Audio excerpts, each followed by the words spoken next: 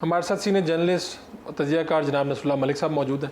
Nasrallah साहब, पाकिस्तान तहरीक इंसाफ ने क्या खोया क्या पाया, ये फाइनल कॉल? मेरा ज़ाती ख्याल है कि आप, मैं और हम सब दुख में हैं, और वो दुख ये है कि पीटीआई ने कुछ खोया या नहीं खोया, हुकूमत ने क्या खोया क्या पाया। सवाल ये है कि अगर एक भी शख्स, उसका एक कतरा भी खून बहा है, वो पीटीआई का हमारा भाई हो या हमारा पुलिस एहलकार हो, रेंजर्स का एहलकार हो, तो हम सब के लिए सोचने का मकाम है कि हम इस नौबत पे क्यों आ गए कि जहाँ किसी बेगुनाह इंसान का खून बहना शुरू हो जाए। तादाद को भी छोड़ दें, पीटीआई के अपने इल्ज़ामात हैं, हुकूमत की अपनी क्लैरिफिकेशन है, भूल जाएं इस बात को कि चलें एक भी शख्स ज़ख्मी हुआ है, क्यों? बुनियादी तौर पर तहरीक इंसाफ को एक बात समझनी चाहिए। जो गिला कभी कभी हमें तहरीक इंसाफ से होता है, जिसका हम खुल के इज़हार भी करते हैं, उसके जवाब में हमें गालियाँ मिलती हैं, हमें एजेंट कहा जाता है, हमें बुरा भला कहा जाता है, हमें लिफाफा साफ़ी कह दिया जाता है। वो बुनियादी हमारा इख्तिलाफ क्या है? सियासत करें, ना आप फरिश्ते हैं, ना PMLN फरिश्तों की जमात है, ना पीपल्स पार्टी फरिश्तों की जमात है। नफ़रतें मत बेचें, एक दूसरे के ख़िलाफ़ नफ़रत, इंतशार और एक दूसरे को मारने की या मर जाने की ये सियासत न करें। ये दुनिया में जहाँ भी सियासत हुई है वो मुल्क तबाह बर्बाद हो गई। उन्होंने कहा मैंने अमेरिका को एब्सोल्युटली नॉट कह दिया है। वो जो सुबह शाम अमेरिकी वीज़े के लिए तड़प रहे होते हैं, वो भी जलसों में आ गए कि जी हम अमेरिका को इनकार करने वाले हैं। और फिर ये अपने मुखालफिन के हवाले से जिस किस्म के रवैये का इजहार किया गया कि लोग इनके पीपल्स पार्टी और PMLN के बच्चों से शादियाँ न करें, शायद आफरीदी तुम PTI में आ जाओ वरना पख्तूनों में नहीं रह सकोगे।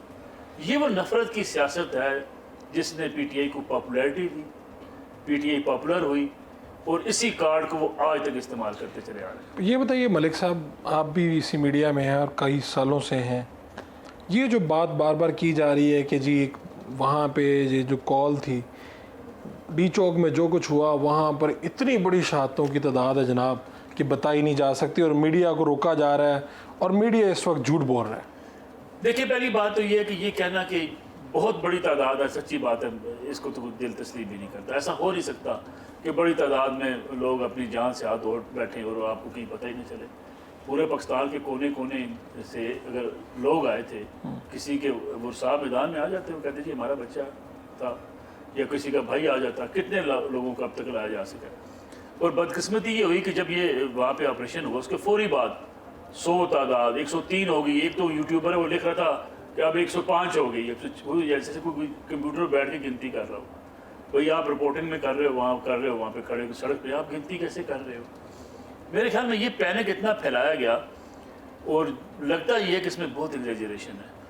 हुकूमत का मौक़िफ़ है जो, अगर आप उस पर भी शक का इजहार करें कि जी हुकूमत तादाद छुपा रही है या हुकूमत सही नहीं बता रही, तो PTI सच बता दे। कोई 7 कहता है, कोई 8 कहता है, कोई 11 कहता है। सारे बयानात आप निकाल के देख लेना, कोई कहता है 100 से ज़्यादा है, कोई कहता है सैकड़ों। ख़ासतौर पर शहबाज गिल साहब जो बाहर बैठे अमेरिका, उन्होंने तो बैठते ही कह दिया ना कि जी वो इतना बड़ा यहाँ। और सबसे बड़ी बात ये है, आपने देखा कि उस सड़क की तस्वीर चलाई जा रही है जिस पर पूरा सड़क खून आलूद है सड़क। यानी को खुदा का खौफ करें, वो आप इस किस्म की इमेज बना के क्या तासर देना चाहते हैं? मैंने तो पहले आपसे अर्ज़ की कि एक भी शख्स अगर जहाँ से गया तो मैं और आप कम अज़ कम उसको हम सपोर्ट नहीं। बिल्कुल ठीक।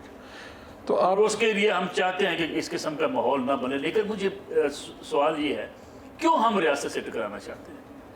यानी ये लफ्ज़ मेरे बड़े सीनियर जर्नलिस्ट हैं, उनके मैंने इंटरव्यू देखा वॉइस ऑफ अमेरिका के साथ, वो कहते हैं कि उन्होंने जब आके कंट्रोल संभाल लिया डी चौक का, यार खुदा के बंदो ये मोर्चे संभाले जा रहे हैं।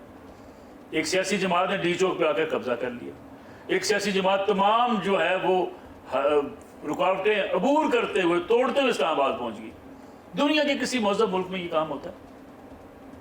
रुकावटें खड़ी किस लिए की जाती हैं कि रियासत कहती है इससे आगे अब नहीं आएंगे। आप रुकावटें तोड़ देते हैं, आप कंटेनर हटा देते हैं, आप मशीनरी सारी हटा देते हैं, आप पथराव करते हैं, आप कहते हैं नहीं पहुंच के दिखाएंगे। ये कौन सी ज़ेद उल अनात थी कि हमें डी चौक जाना है? जी मुझे एक बात बताइए ना कि अगर आपको हुकूमत ने मना कर दिया मत जाएं तो आप रुक जाते हैं। पूरी दुनिया में ऐसे ही होता है ना जी कि अगर आप लंदन में मुजाहरा कर रहे हैं, वो कहते हैं आप 3 घंटे में आप मुजाहरा करेंगे, उसके बाद अपने घरों को वापस जाएंगे। आप ज़रूर मुजाहरा करें, अपने हकूक़ की आवाज़ उठाएं, हुक्मरानों तक पहुँचाएँ, मीडिया तक पहुँचाएँ, लेकिन इस शर्त पर नहीं कि हम पार्लियामेंट हाउस जाकर वहाँ दम लेंगे। क्यों? یعنی یہ جو طریقہ کار آج نہیں ماضی میں بھی ایسا ہوا. اچھا لوگ کہتے ہیں یہ ماضی میں ہوا, وہ ماضی میں بھی غلط ہوا اور آج بھی غلط ہے. آج بھی غلط ہے. اچھا آپ کو یاد ہوگا تحریک لبیک کے ساتھ جب یہ معاملہ ہوا کیا کیا آپ نے؟ یہ جو ابھی کچھ یوٹیوبرز ٹی وی پہ بیٹھ کے لیکچر دے رہے ہوتے ہیں, انہوں نے کہا ان کو گھروں سے نکال کے مارو. کیا بھول گئے ان چیزوں کو؟ اور یہ بھی کہا کہ ریاست کے خلاف جنگ نہیں ہو سکتی. ریاست کے خلاف جنگ نہیں ہو سکتی. میں سمجھتا ہوں سیاسی جماعتوں کو, خواہ وہ پی ٹی آئی ہے, خواہ پی ایم ایل این ہے, خواہ پیپلز پارٹی ہے, خواہ مذہبی جماعتیں بھی دھرنے دیا کرتی تھی. ہم دھرنا ہوگا, مرنا ہوگا, دھرنا ہوگا. مجھے بتائیے یہ کہاں کی سیاست ہے جی؟ بھئی آپ مرنا ہوگا, دھرنا کیوں مرے بھائی؟ ایک بے گناہ کیوں مرے؟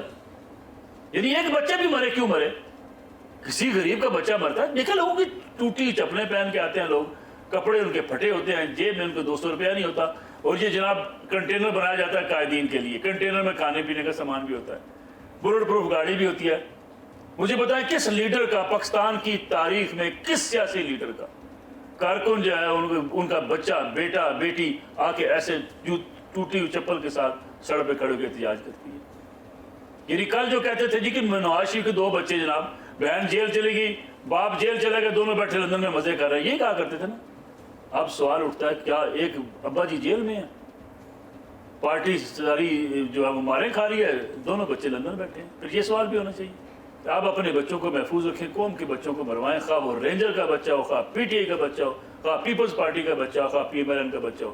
غریب کے بچے کا خون نہیں بہنا چاہیے, ان سیاستدانوں کی خاطر بالکل نہیں بہنا چاہیے. ٹھیک ہے. پاکستان تحریک انصاف پر پابندی کی بات ہو رہی ہے, کہیں قرارداد کی آ رہی ہے, اور دوسری طرف کہیں پہ گورنر راج کے پی میں یہ صورتحال. میں کہتا ہوں یہ پابندی لگانا یا گورنر راج لگانا اس سے بڑھ کے کام ہونا چاہیے. کام یہ ہونا چاہیے کہ کسی شخص کو قانون میں ہاتھ میں لینے کی اجازت نہیں. تو آپ کو کہہ دیا گیا بھئی آپ اسلام آباد ڈی چوک نہیں آ سکتے, فرض کریں آپ F9 پارک چلے جائیں, آپ فلاں جگہ چلے جائیں, بھلا آپ کے ساتھ زیادتی ہو رہی, سیاسی آپ کا حق ہے نا, وہ آپ سے چلے چھین بھی لیا گیا, آپ کورٹ چلے جاتے, آپ اس کے خلاف آواز اٹھاتے ہیں, آپ اس کے خلاف پریس کانفرنس کرتے ہیں, آپ اس کے خلاف پروٹیسٹ کرتے ہیں, یہ سارے رائٹس آپ کے پاس ہیں. لیکن اگر آپ کو ریاست نے روک دیا, ڈنڈا اٹھانے کا, بندوق اٹھانے کا, لاٹھی کا, پتھر کا, گلیل کا اختیار آپ کے پاس نہیں ہے. اور آپ کہہ رہے ہیں کہ ریاست کو اب اس کے بعد کوئی سپیس نہیں دینی چاہیے, چاہے وہ کوئی بھی پارٹی اس ہو. ملک میں آپ نے بزنس چلانا ہے, اس ملک کے بچوں کے مستقبل کو محفوظ بنانا ہے, روڈ پہ آنے والی نہ آپ کی گاڑی توڑی جا سکتی ہے, نہ میری توڑی جا سکتی ہے.